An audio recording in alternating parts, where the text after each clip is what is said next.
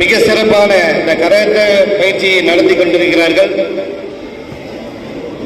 எப்பொழுது இந்த karate Japan நாட்டில் தான் இன்னைக்கு துவக்கப்பட்டுச்சு. இன்னைக்கு உலகம் முழுவதும் இதை செயல்படுத்தி கொண்டிருக்கிறது. ஏன்னா இது ஒரு தற்காப்பு கலை.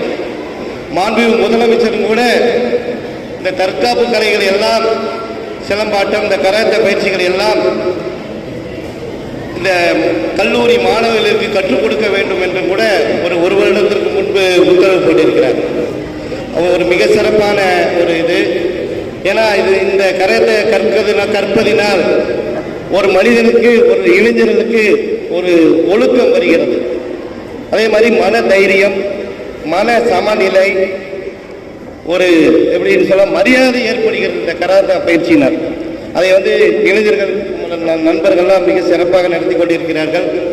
மாண்புமிகு துணை முதலமைச்சர் அவர்கள் விளையாட்டுத்துறை அமைச்சராக பொறுப்பேற்ற பிறகு தமிழகத்தில் இந்த மாதிரி பயிற்சிகளுக்கு, சிலம்பாட்டம் விளையாட்டுகளுக்கு முக்கியத்துவம் கொடுத்து ஒவ்வொரு மாநிலங்களிலும் பார்த்தாலும் ஒரு வருடத்தில் பார்த்தால் எல்லா மாநிலங்கள் தமிழகத்தைச் சேர்ந்த ஒவ்வொரு கபடி போட்டியாக இருந்தாலும் சரி, அவர்கள் வெற்றி பெற்று பரிசு வாங்கிட்டு வருகிறார்கள்.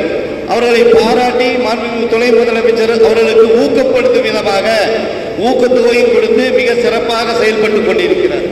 எதற்காக இதெல்லாம் மாண்புமிகு முதலமைச்சர்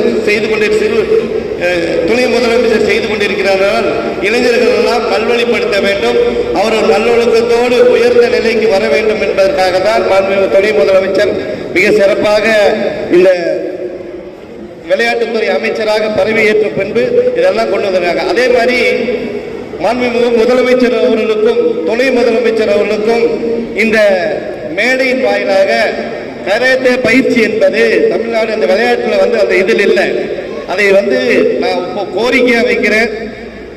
தமிழ்நாடு சிறுபான்மை ஆணையத்தின் சார்பாக இந்த கோரிக்கையை ஏற்று இந்த இதையும் கராத்தே தமிழ்நாடு இந்த இதில் கொண்டு வரணுங்கிறத இந்த நேரத்தில் அனைவருக்கும் தெரிவித்துக் கொள்கிறேன். மாண்புமிகு முதலமைச்சர் அவர்களுக்கும் துணை முதலமைச்சர் ஒரு கோரிக்கையை வைக்கிறேன்.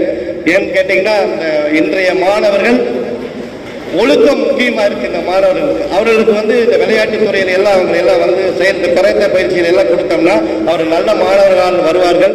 மாண்புமிகு தமிழக முதலமைச்சர் பதவியேற்ற பிறகு, துணை முதலமைச்சர் உதயநிதி ஸ்டாலின் பதவியேற்ற பிறகு மிக சிறப்பான ஆட்சியை, விளையாட்டுத்துறையை இளைஞர்களுக்கும் பெண்களுக்கும் முக்கியத்துவம் கொடுக்க ஆட்சியாக இருக்கிறது. இது தொடர வேண்டும். எனக்கு இந்த சில விழாவை இத்தனை சிறப்பாக நடத்தி கொடுத்த உங்களை மேடையில் இருக்க அத்தனை நன்றி.